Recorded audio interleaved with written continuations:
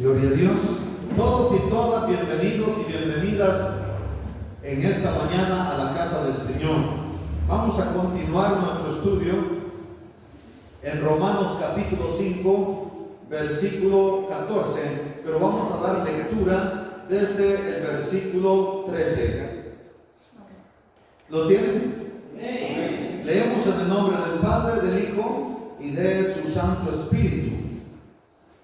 Pues antes de la ley había pecado en el mundo, pero donde no hay ley no se inculpa de pecado. No obstante, reinó la muerte desde Adán hasta Moisés, aún en los que no pecaron a la manera de la transgresión de Adán, el cual es figura del que había de venir. Pero el don no fue como la transgresión, porque si por la transgresión de aquel uno murieron los muchos, abundaron mucho más para los muchos la gracia y el don de Dios por la gracia de un hombre, este es Jesucristo. Y con el don no sucede como en el caso de aquel uno que pecó, porque ciertamente el juicio vino a causa de un solo pecado para condenación, pero el don vino a causa de muchas transgresiones para justificación. Pues si por la transgresión de uno solo reinó la muerte, mucho más reinarán en vida por uno solo, que es Jesucristo, los que reciben la abundancia de la gracia y del don de la justificación. Oramos. Gracias damos, Padre, en el nombre poderoso de tu Hijo amado Jesucristo, por esta palabra poderosa que hemos leído. Concédenos hoy, Señor, gozar de esta comunión de los santos. Concédenos hoy, Señor, aprender de tu palabra. Por eso rogamos que tu Espíritu Santo nos ilumine y que tu bendición esté, Señor, a favor de todo tu pueblo.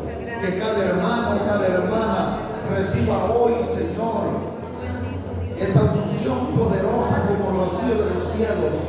De modo que mientras yo predique, los yugos se pudren, las ataduras sean quitadas, las enfermedades salgan y salgamos de aquí libres por el poder de tu palabra, libres de enfermedades, libres de ataduras, libres de congoja, lleno del conocimiento de tu verdad. Tú eres la verdad, tu palabra es verdad. Alcanza también a los oyentes o videntes de esta enseñanza en cualquier tiempo.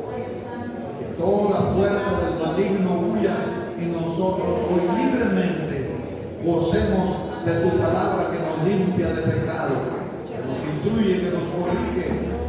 En el nombre de Jesús pedimos, estés con nosotros y seamos agradables y aceptables delante de ti, Señor.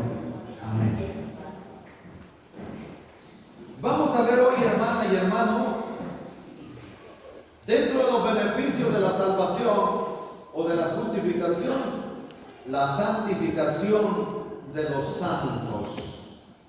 Oiga, en temas anteriores dejamos netamente claro que el hombre y la mujer no pueden hacer absolutamente nada para ganar la salvación. Eso está claro. Lo hizo Jesucristo en la cruz. Ustedes, hermana y hermano, tienen clarito que son salvos, que son salvas por la fe que han puesto en Jesucristo y por la gracia de Cristo. ¿Por qué son salvos? Porque una vez le fueron perdonados sus pecados, usted no tiene más culpa. Las culpas suyas las llevó Cristo a purgar a la cruz. ¿Qué es lo que usted hace ahora? ¿Por qué usted ora? ¿Por qué usted alaba? ¿Por qué usted viene al culto? ¿Por qué usted se cuida de lo que dice, de lo que piensa? ¿Por qué usted se cuida? Porque usted debe mantenerse en santidad para conservar ese regalo que recibió de la salvación. ¿Qué pasa si usted se descuida y peca? Claro, si se desvía, entonces la Biblia dice, ¿qué será de nosotros si descuidamos una salvación tan grande. Si usted tiene que perseverar, usted tiene que luchar, usted tiene que mantenerse en santidad, usted tiene que apartarse del pecado para no perder la salvación que ya le ha sido dada. Así dice la Biblia. No permitas que otro tome tu corona. O sea, usted ya tiene esa herencia con Cristo. Ya tiene galardón, ya tiene una corona, pero usted debe cuidarla como cuida su dinero, como cuida la niña de sus ojos. Usted tiene que mantenerse orando. ¿Para qué ora usted? ¿Para ser mejor que los demás? No. Ora porque la Biblia dice que orad y velad. Orad mucho. ¿Para qué? Para ser tenidos por dignos de escapar de la ira que viene contra este mundo de pecado.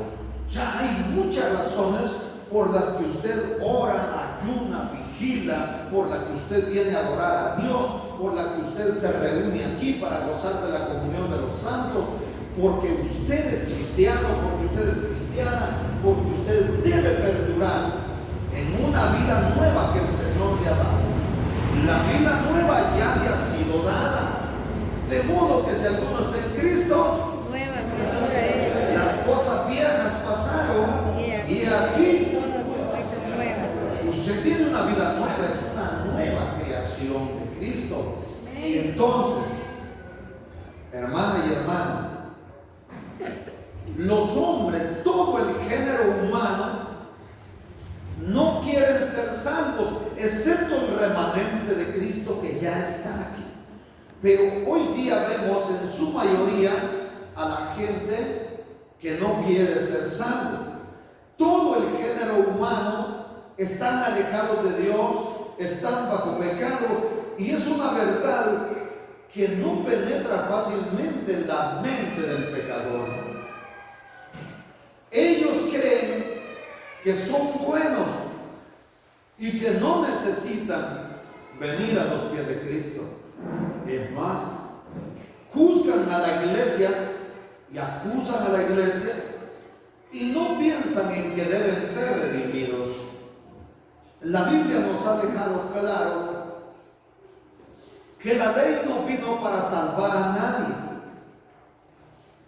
Está claro también en el tema anterior, cuando vimos sobre la supremacía federal de Cristo, como dicen los grandes estudiosos, y la supremacía federal de Adán, que nos fue imputada la culpa de Adán a todo el género humano.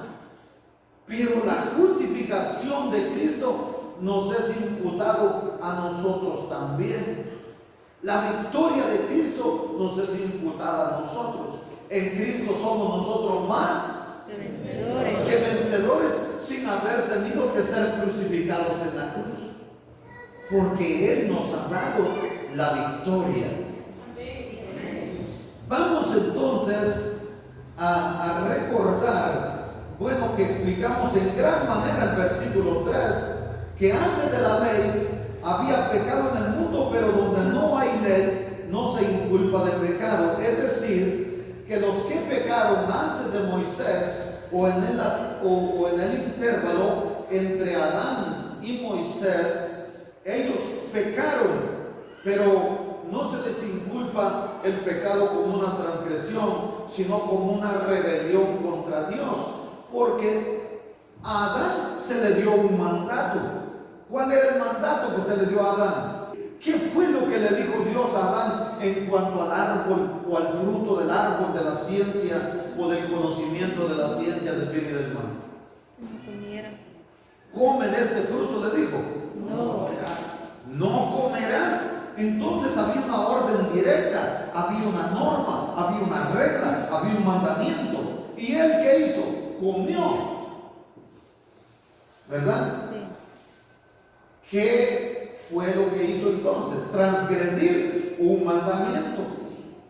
Por eso es que A la desobediencia de Adán se le llama transgresión, pero los descendientes de Adán, hasta Moisés, ellos no pecaron a la manera de la transgresión de Adán, sino que ellos pecaron, pero se considera rebelión contra Dios.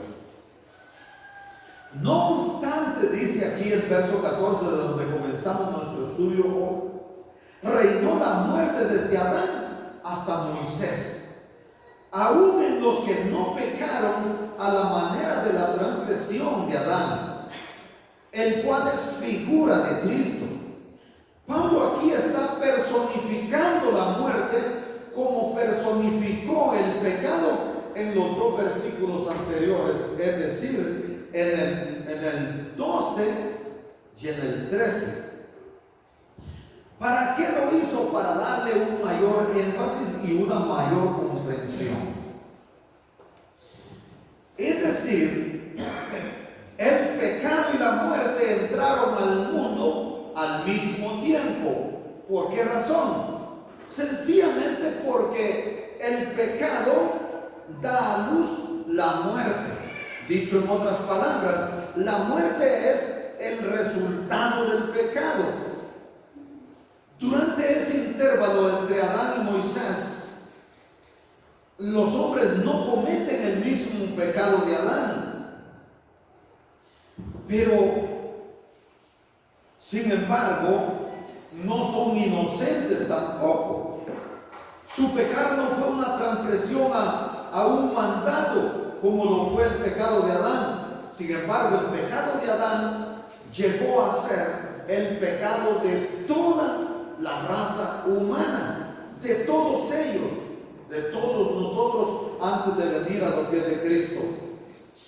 ¿Por qué? Porque todos, de Adán a Moisés, murieron como murió Adán. Es decir, la transgresión de él convierte en mortal a todo el género humano hasta llegar a nosotros. Voy a explicarlo en otras palabras. La muerte se usa en este versículo generalizando su consecuencia en todo el sentido de la palabra muerte. Es decir, que afecta a todos los aspectos de la vida. La muerte se puede ver desde tres ángulos o en un significado triple. Podemos ver, el primero se refiere a la muerte física, que consiste en la separación del cuerpo y el espíritu. Porque ciertamente el salmista habla de los seres vivos y obviamente es aplicable a todos nosotros. ¿Qué dice del Salmo 104, versículo 29? Les quitas el espíritu y dejan de ser. O sea que Dios recoge el espíritu del hombre y de la mujer y de las bestias y se acaba la vida. O sea, la muerte es la separación del espíritu y el cuerpo. ¿Por qué razón? Porque un hombre sin espíritu no puede vivir. ¿Y por qué? Sencillamente porque el espíritu es el hálito de vida, es la respiración. Y usted me diría, no hermano, es que la muerte es el desprendimiento del alma, del cuerpo. Oiga, cuando Dios hizo al hombre, lo hizo del polvo de la tierra, ¿cierto? Y era inerte. Era como cualquier imagen que usted fabrique de barro. Pero ¿cuándo viene a ser alma viviente? Cuando sopla hálito de vida en su nariz. Entonces, el alma es el resultado de la unión del espíritu y la materia. Esa es la eternidad que Dios puso en el corazón del hombre, sin que alcance a entender toda la obra que Dios hizo. Pero ¿qué sucede? Cuando no tenía espíritu, aquella imagen que Dios hizo del hombre, cuando le da hálito de vida, entonces es alma viviente. Cuando retira el espíritu, el cuerpo viene a ser otra vez, oiga, candidato a polvo. Al polvo torna. El espíritu vuelve a Dios que lo dio, pero el alma sigue de pie, porque es la eternidad. Es decir, la unión de la materia y el espíritu tienen un resultado y es el alma, pero el alma es eterna. El alma viviente es usted, que ahora vive en una casa de barro que tiene espíritu que le da vida. Aleluya. Dios. Sencillamente Juan 6:68, léanlo conmigo si quieren, nos confirma lo que estoy diciendo y lo que ya había dicho el salmista en el Salmo 104, versículo 29. Oiga lo que dice Jesús en Juan 6:63. El espíritu es el que da vida, la carne para nada aprovecha. Las palabras que yo os he hablado son espíritu y son vida. Oiga, de la boca de Dios viene la vida, mana la vida. Entonces el espíritu es el que da vida. Y usted me dirá, ¿es el Espíritu Santo del que está hablando Jesús? No, porque cuando la palabra espíritu está escrita con E mayúscula, significa Espíritu Santo, pero cuando está en minúscula, significa hálito de vida o espíritu del hombre. Vamos entonces a qué muerte también se refiere: a la muerte espiritual, como segunda opción o segunda acepción a la que se refiere este versículo 14, y obviamente sucesivamente hasta terminar todo el capítulo, porque todo está hablando del resultado de la transgresión de Adán y del resultado de la victoria de Cristo en la cruz.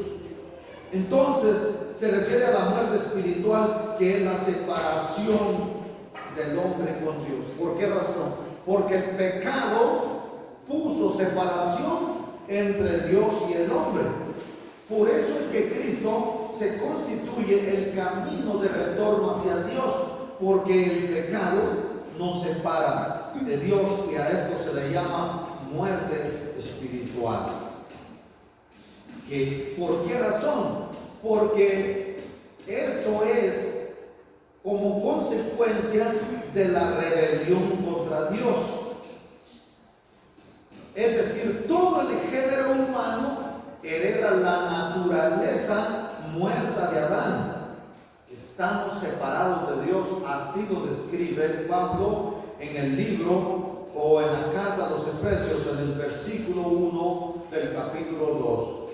Y Él os dio vida a vosotros cuando estabais muertos en vuestros delitos y pecados. Es decir, la rebelión contra Dios ha dado como resultado una muerte espiritual, muertos a causa de nuestros pecados o de nuestras maldades. Así estábamos nosotros, pero ahora ustedes y yo no estamos más muertos espiritualmente. Por eso es que se nos manda a andar en el Espíritu, porque nosotros ahora hemos vuelto a nuestro Creador a través de nuestro Redentor, que es Cristo.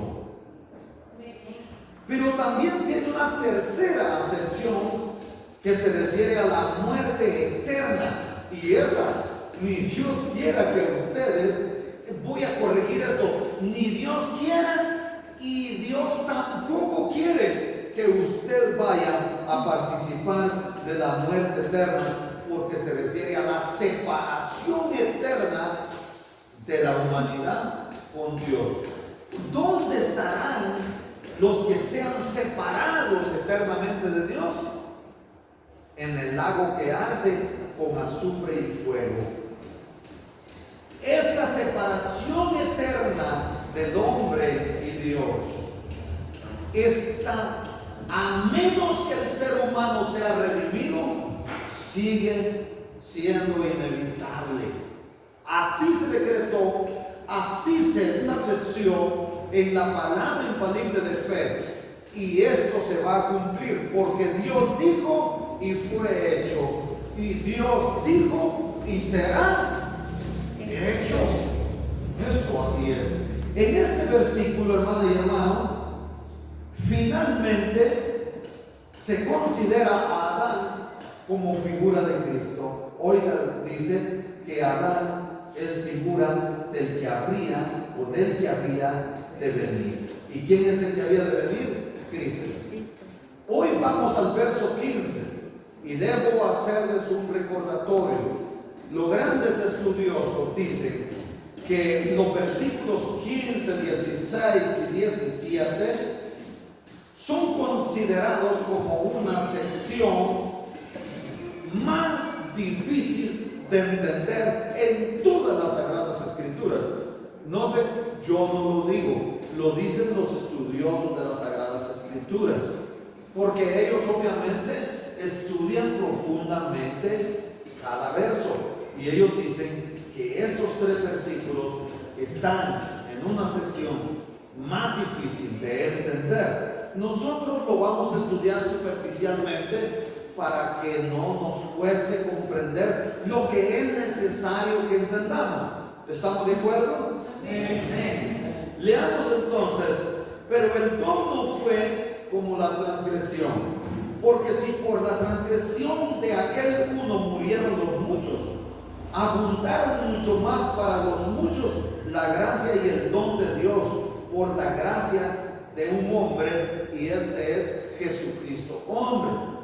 El énfasis y el contraste aquí es aquel uno. Aquel uno, en primer lugar, se refiere a Adán, que transgredió el mandato de Dios. Y los muchos que están en Cristo, también dice, y aquel uno, y los muchos que están en Cristo, aquel uno también, ¿verdad? Se refiere a Cristo. Las palabras, mucho más, es donde tenemos que gloriarnos nosotros, tenemos que alegrarnos. Mucho más, esto está revelando que recibimos muchísimo más de Cristo o en Cristo que lo que perdimos en Adán. ¿Qué fue lo que perdimos en Adán? Obviamente nosotros perdimos la eternidad, porque el hombre fue creado a imagen conforme a la semejanza de Dios, y Dios es eterno.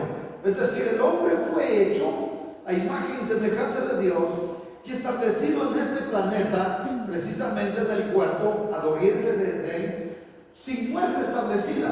Solamente era opcional. Si el hombre alargaba su mano, se convertiría en mortal. Pero ¿qué fue lo que hizo Adán? Cuando Eva fue engañada o seducida por la serpiente, comió de ese fruto, le dio a Adán, él comió como ella y se convirtió en mortal. Todo el género humano se convierte en mortal. Entonces perdimos la eternidad, perdimos la inocencia, perdimos la comunión con Dios y heredamos esa naturaleza muerta, ¿verdad? Y también la consecuencia de esa transgresión de Adán. Pero mucho más, oigan, recibimos en Cristo Jesús. Hebreos capítulo 11 versículo 13 nos habla que esto también fue aplicable aún a aquellos creyentes anteriores a la llegada de Cristo. Oiga lo que dice, refiriéndose a los creyentes en Dios antes de la gracia de Cristo. Dice que en la fe murieron todos estos sin haber recibido lo prometido. ¿Por qué dice así? Porque ellos tenían y esperaban la promesa de que vendría el Redentor, pero murieron antes de que Él viniera. Sin embargo, dice, mirándolo de lejos, creyéndolo y saludándolo y confesando que eran extranjeros y peregrinos sobre la tierra. ¿Recuerdan ustedes cuando Jacob es presentado por José al faraón? Le dijo: pocos y muy malos han sido los días de tu siervo en su peregrinación. O sea, se consideraban peregrinos en la tierra, forasteros, transeúntes de este planeta. Eso es lo que está diciendo acá. Pero ellos murieron esperándolo, pero no lo vieron. Oiga, pero su fe no decayó. El pensamiento aquí es que por un solo hombre implicó el pecado a toda la raza humana. Pero el contraste es que un solo hombre, el unigénito Hijo de Dios, trajo la justificación a todo el género humano. Siempre está condicionado, porque si ustedes se dan cuenta, permanecer en la comunión bajo esa atmósfera divina de inocencia, nuestros primeros padres terrenales, era opcional. Si él alargaba la mano para comer del fruto prohibido, se convertiría en mortal y tendría consecuencias. La salvación hoy por Cristo, pues también, hermana y hermano, la gente decide, es opcional. El que quiere sale de este mundo perdido y viene a la vida eterna. Vamos al versículo 16 y dice: y con el don no sucede como en el caso de aquel uno que pecó. ¿Aquel uno quién es? Adán. Porque ciertamente el juicio vino a causa de un solo pecado para condenación. ¿Cuál fue ese pecado? La transgresión de Adán. Pero el don vino a causa de muchas transgresiones para justificación. Es decir, que el pecado de transgresión de Adán fue proseguido por muchas transgresiones. ¿Verdad que sí? ¿No dice la Biblia así? El verso 13, que de Adán a Moisés hubo pecado. O sea, transgresiones, muchísimas transgresiones. Aquí lo dice la Biblia. No se le imputaba como pecado porque no estaba tipificado en una ley, pero eran transgresiones. Y por causa de las muchas transgresiones que hubieron después de Adán, díganme ustedes, ¿cuáles son esas transgresiones? Por ejemplo, ¿les voy a recordar alguna? ¿Qué pasó entre Abel y Caín? Caín estaba envidiando a Abel porque su ofrenda fue aceptada. Caín llevó una ofrenda muy mala delante de Dios. ¿Qué pasó con los hijos de Caín, por ejemplo? ¿Qué dice uno de los hijos de Caín? A un hombre maté por haberme herido, y a un joven maté por haberme, ¿qué dice? Por haberme golpeado, algo así dice, por haberme lastimado. Lo cierto es que mata a Amos y empieza a decir: oigan, las esposas de Lamec se llamaba ese individuo. Si Caín era vengado 7 veces, Lamec lo será 70 veces 7. O sea, hubieron ahí transgresiones. Oiga, para empezar, ese Lamec se tomó 2 mujeres. ¿Y qué fue? Una mujer para un solo hombre. Y ahí vemos nosotros la poligamia. Y ahí pudiera seguir mencionando todas las transgresiones hasta llegar a Moisés. Entonces, la idolatría, todo ese pecado, oiga, hermana y hermano, es tremendo lo que la Biblia nos está enseñando aquí.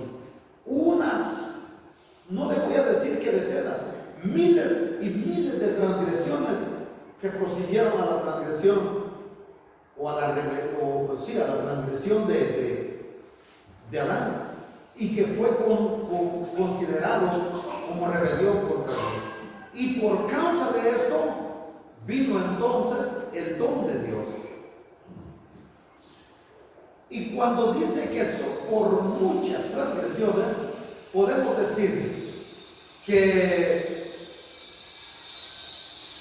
el pecado de Adán no puede compararse con el don de Dios, porque a causa de aquel pecado vino condenación, pero a causa de los muchos pecados que prosiguieron a ese pecado de Adán, entonces vino el don de Dios que hace justos a los muchísimos hombres, ¿verdad? Que fuimos, por así decirle, contaminados con ese virus mortal llamado pecado. Es decir, un solo acto de transgresión dio en el pecado a toda la raza humana, pero un solo acto de obediencia, es decir, la obediencia del Hijo de venir a morir a la cruz, hizo posible que todos nosotros, los seres humanos, podamos ser salvos. Ahí los que no quieren, pero ustedes y yo lo hemos recibido con gozo, ¿sí o no? Amén. Denle la gloria al Señor.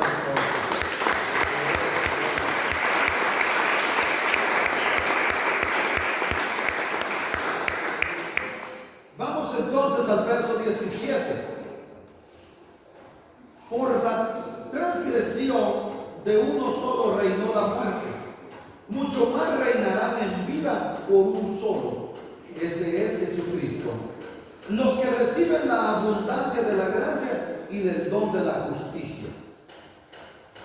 En el versículo 14 Pablo había anticipado que la muerte tenía un reinado.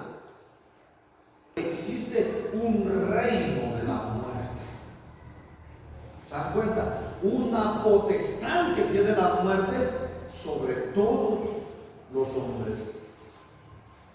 Cuando aquel gran gobernante le dice a Cristo, ¿qué no sabéis que tengo poder para quitarte la vida o para dejarte vivir? ¿Sabe qué le dice Jesús? Esta potestad no la tendrías si no te hubiera sido dada de arriba. La muerte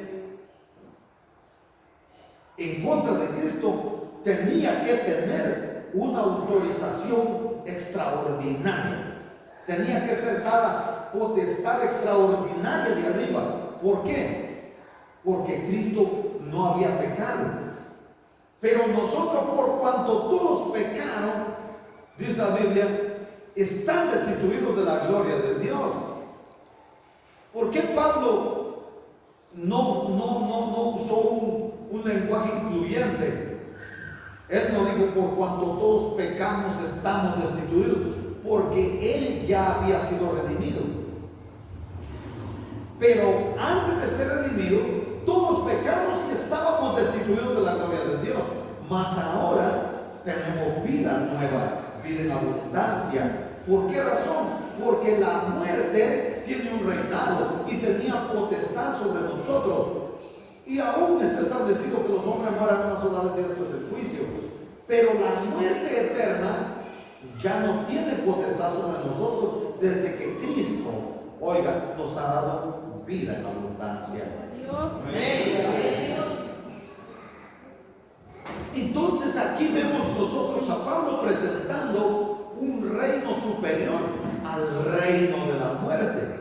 Este es el reino de la vida, ¿verdad? El que a mí viene no morirá jamás, o la muerte no tiene potestad sobre él. Es más, dice, la muerte eterna no tiene potestad sobre él.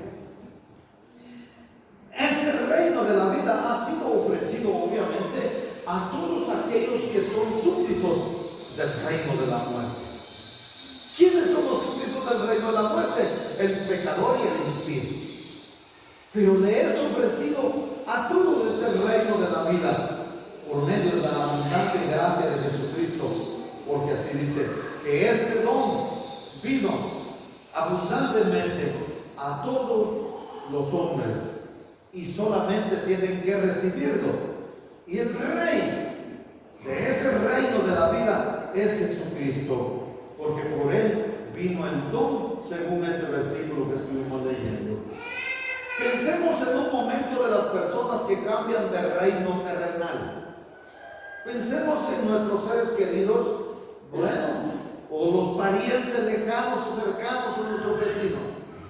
En algún momento estaban aquí, en Guatemala, pero algunos eran amenazados, otros eran perseguidos, otros lo hicieron por necesidad, otros por deseo de superación personal, pero decidieron cambiar de reino. Entonces agarraron camino y se fueron, unos para Estados Unidos, otros para España, otros para Canadá. Bueno, lo cierto es que se han ido para diferentes países de aquí de Guatemala. Cambian de reino para llegar a un país que les ofrece libertad, que les ofrece una vida abundante, que les ofrece nuevas oportunidades. Y muchos de ellos han tenido que ir corriendo riesgo de que los muerda una serpiente en el desierto, riesgo que los vendan, porque a partir de la frontera de México para allá van en manos de puros delincuentes. Y por eso muchos vienen y dicen: ore por mí para que el Señor me cuide. Porque no van, oiga usted, ahí uno lo llevan, ¿verdad? En Pullman, o ahí sí que con aire acondicionado, no, van sufriendo, van con muchas dificultades. Pero ¿qué es lo que van buscando? Una vida diferente. Así también hay muchas personas que están en el reino de la muerte y necesitan escapar, necesitan cambiar de reino, necesitan ser redimidos, ¿verdad? Y Dios les ofrece ese reino, y es el reino de Jesucristo, el dador de la vida. Dios provee el pasaporte, Dios provee la visa, Dios provee el camino. Dice: nadie viene al Padre si no es por mí. ¿Y por qué camino dice? Yo soy. Así es, yo soy el camino, la verdad y la vida. Entonces, a Él necesita venir el ser humano. Vamos entonces al siguiente verso. Este ya es menos complicado, el verso 18, porque solo es como aclaración de los versos anteriores. Así que como por la transgresión de uno vino la condenación de todos los hombres, de la misma manera, por la justicia de uno vino a todos los hombres la justificación de vida. Aquí se está hablando acerca del principio fundamental de la imputación del pecado y el principio fundamental de la imputación de la justicia de Cristo. Y como ya habíamos hablado de esto, entonces les puedo decir que también tiene relación con lo que dicen los grandes estudiosos: la supremacía federal de la raza humana en Adán o Adán, y la supremacía de Cristo como cabeza de la iglesia, ¿verdad? Pero ven ustedes, aquí nos está hablando acerca de la provisión divina o del pronto evangelio como lo conocemos. Digamos que Dios sabía lo que la raza humana iba a hacer a través de la persona de Adán, y por tanto Él se provee a aquel que sería la nueva cabeza, porque la cabeza de la raza humana, o el primer padre terrenal, o el primer Adán, falló o fracasó. Entonces el Señor tenía, oiga, ya provista una nueva cabeza, que es Cristo. ¿Para qué? Para que declarara justos a todos los pecadores perdidos que no tenían ninguna justicia propia, y por eso alguien tenía que justificarlo con su propia justicia.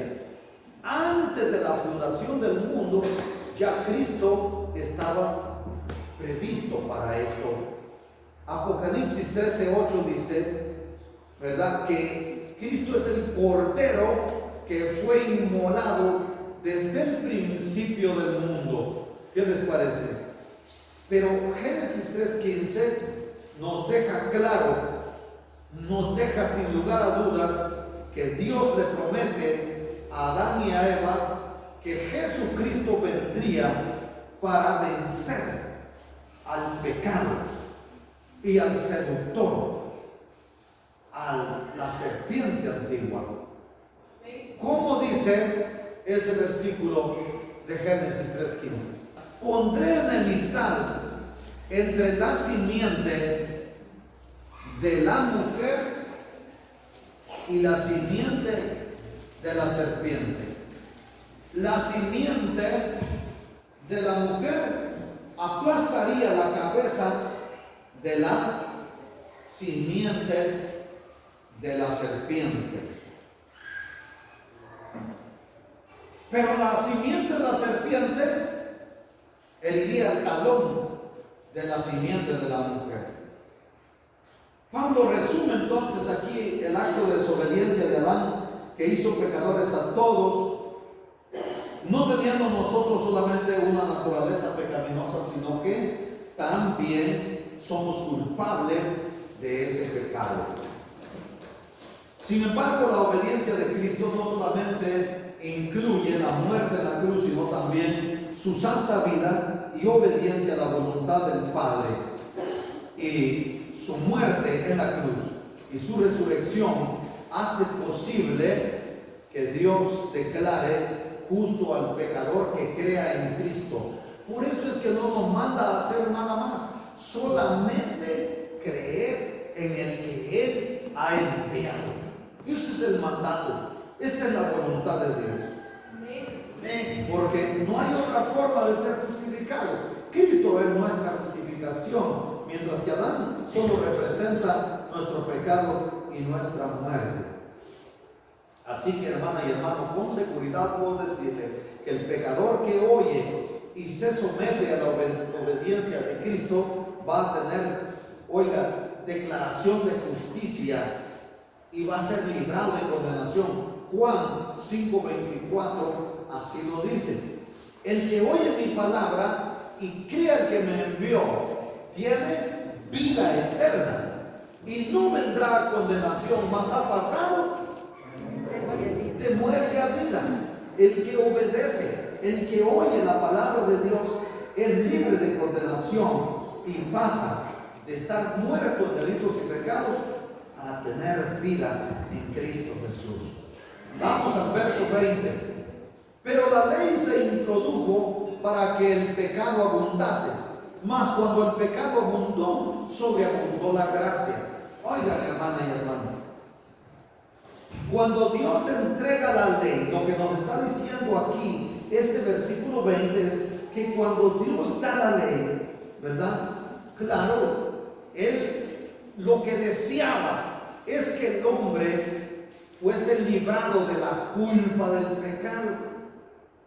Por eso incluye un sistema de sacrificios. Y más tarde Cristo viene a cumplir todo lo que esos sacrificios estaban simbolizando. Pero Dios da a la raza humana una oportunidad para ser librado de esa culpa de pecado. Y la ley no viene para librar a nadie del pecado, ni tampoco para librar al ser humano de la naturaleza pecaminosa, porque nosotros eso lo heredamos y vivimos con esa naturaleza de por vida y moriremos así. Pero la ley vino con otro propósito. La ley se introduce no con Adán sino con Moisés, y lo que tiene como objetivo es revelar que el hombre está bajo pecado. Pero además revela lo que Dios exige a los hombres que permanecen, ¿verdad?, bajo ese pecado. Lo que exige Dios al linaje del primer Adán, que guarden esos mandamientos. Pero ¿a qué realmente se está refiriendo esta palabra? No se está refiriendo a los pecados ni a la naturaleza pecaminosa que ahora se está cometiendo día con día por el mundo del pecado, sino que se está refiriendo al pecado de Adán.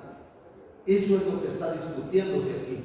Las transgresiones del hombre, el pecado del hombre, pues prosiguió porque tiene una naturaleza pecaminosa. El hombre no es pecador porque peca, sino que el hombre peca porque tiene una naturaleza pecaminosa.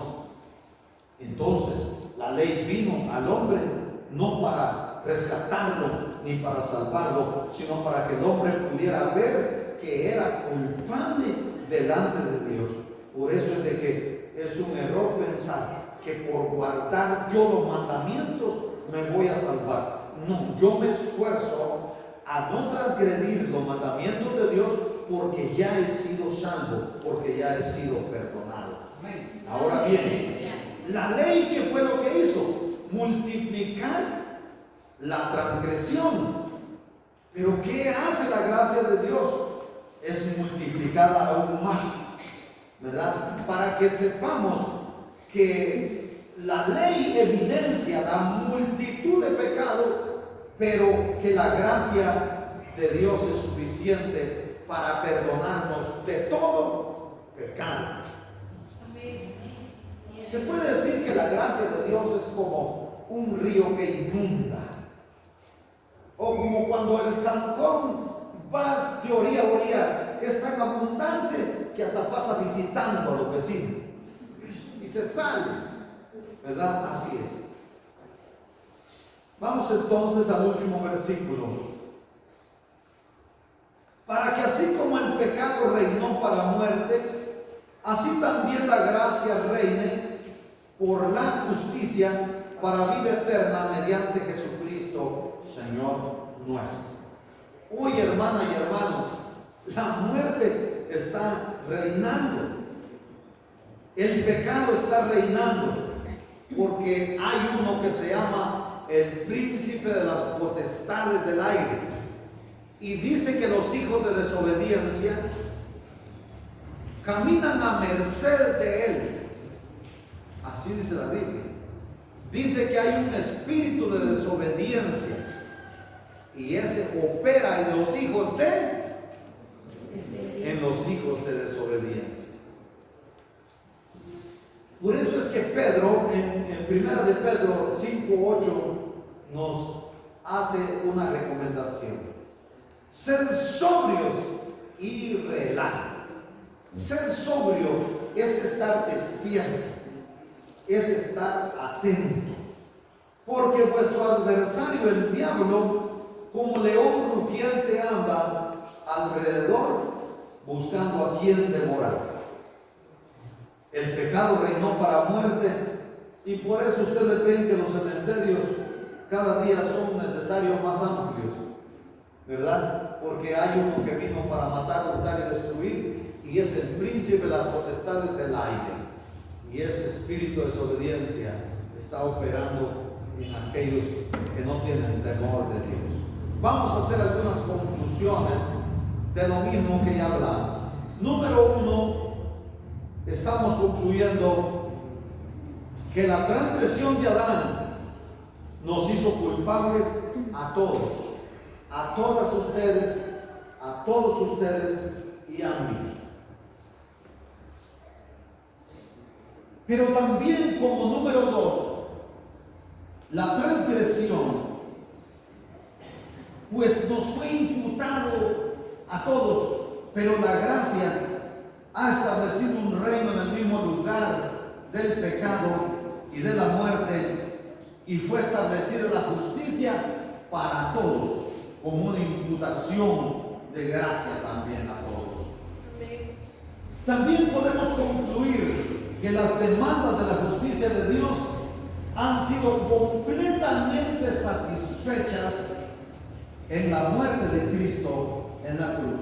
Por lo tanto, esa exigencia del pecado, que no le espante a usted.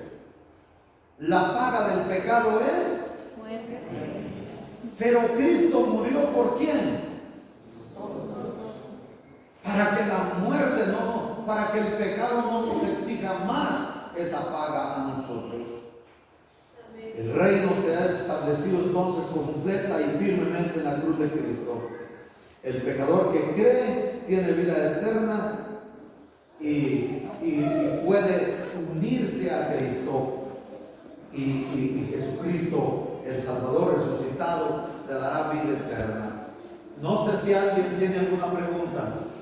Es así como llegamos al final de la enseñanza del día de hoy y por ende a la enseñanza del capítulo 5 de Romanos. ¿Le dio alguna duda a usted?